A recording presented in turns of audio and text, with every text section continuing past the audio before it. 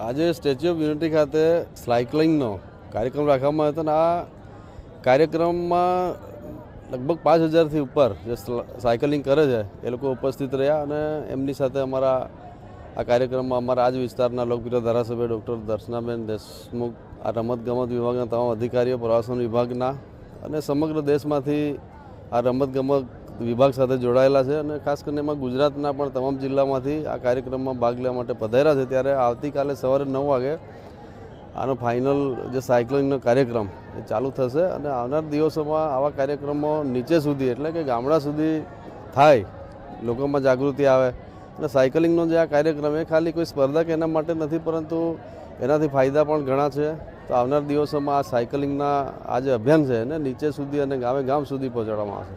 હું આમ તો કાયમ માટે સાયકલિંગ કરું છું, એટલે મારે પણ ઈચ્છા થઈ. અમારા જે અહીંયાના ધારાસભ્ય શ્રી દર્શનાબેન એમણે પણ અને સાથે પુરી સાહેબ હતા અમારા વિભાગના, એટલે એ લોકોની સાથે અમે પણ આ કાર્યક્રમમાં ભાગ લીધો. એટલે આ કાર્યક્રમમાં ભાગ લેવાથી જે અહીંયા સાયકલિંગ કરવા આવ્યા છે એમને પણ એવું લાગે કે આ જે અમારા મુખ્ય લોકો છે એ પણ કરે. એટલે આમાં એવું જોઈએ કે કોઈ પણ લોકોને આપણે કંઈક જાગૃતિ માટે કે કોઈ અભિયાન માટે વાત કરીએ તો એનો નિયમ પહેલાં આપણે પાળવો પડે. એટલે અમે પણ આજે એમની સાથે સાયકલિંગ કર્યું.